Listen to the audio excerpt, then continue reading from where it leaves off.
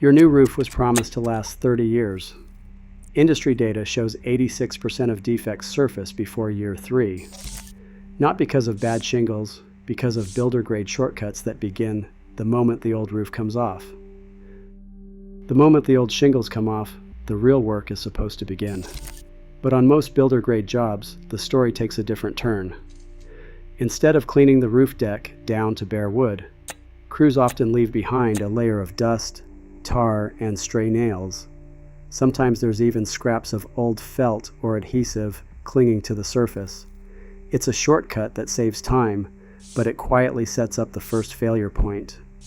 Industry guidelines from the National Roofing Contractors Association spell out what should happen.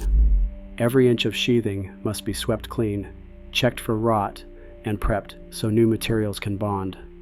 But in the rush to move fast, that step is skipped or done half-heartedly. The result is a contaminated deck, one that looks fine from the street, but is riddled with invisible gaps and residue. This debris isn't just cosmetic.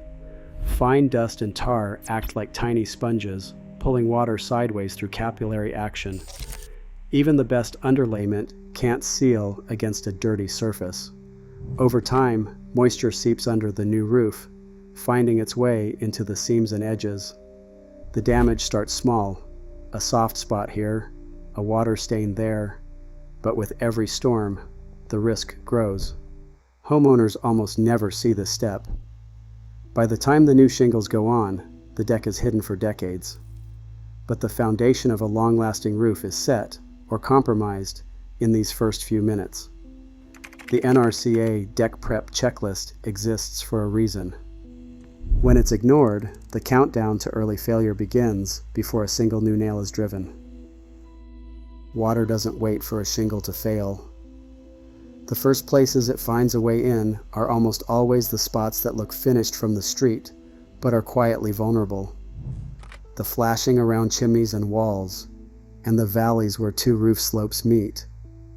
On a builder-grade job, these details are rushed or ignored entirely.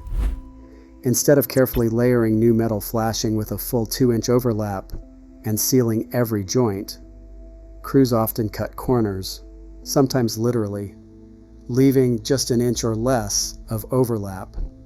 Fasteners, which should be spaced every couple of inches to lock flashing tight, are instead scattered sparsely, sometimes with gaps of 12 inches or more. Industry data backs up what inspectors see in the field. Nearly a third of all roof leaks in the first few years start at flashing, and more than 1 in 5 failures can be traced to valley work. When flashing is trimmed short or left unsealed, water slides right behind it, soaking the roof deck and wall cavities. Valleys fare no better. Instead of the required 6 fasteners per foot and a solid underlayment base, crews might use just 2 or 3 nails and skip taping seams, creating a perfect channel for water to sneak under the shingles. The builder's goal is speed, not longevity. With each shortcut, the roof's defenses are quietly dismantled. From the attic, the first signs are subtle, dark stains, a whiff of mildew, but the path for water is already set. Once the flashing and valleys are compromised, no shingle or underlayment can keep water out for long. The real threat isn't what you see overhead, but what's hidden just beneath, waiting for the next storm.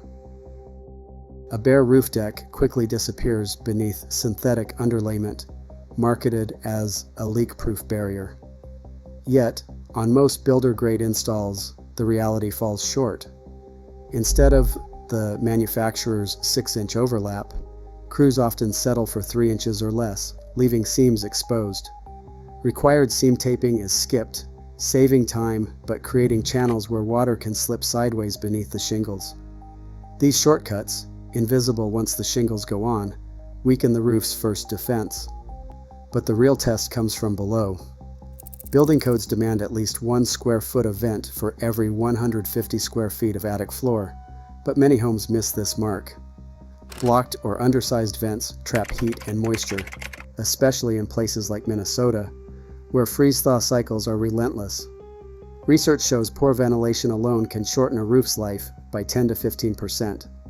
Granules loosen, underlayment blisters, and what should be a tight barrier becomes a patchwork of vulnerabilities, primed for early failure.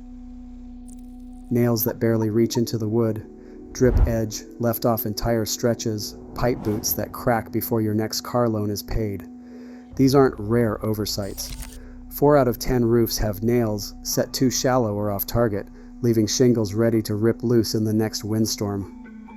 Building code demands every nail embed at least half an inch into solid wood.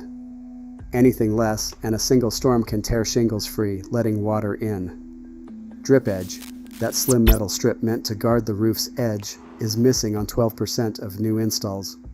Without it, water seeps behind gutters, soaking the deck until rot sets in. Pipe boots, the rubber collars around vent pipes, often fail within 3 to 5 years if cheap versions are used. The average insurance claim for a roof leak is $12,514. This is a harsh lesson for any homeowner. The solution is simple. Demand a written scope, photograph every detail, and get a signed checklist before paying.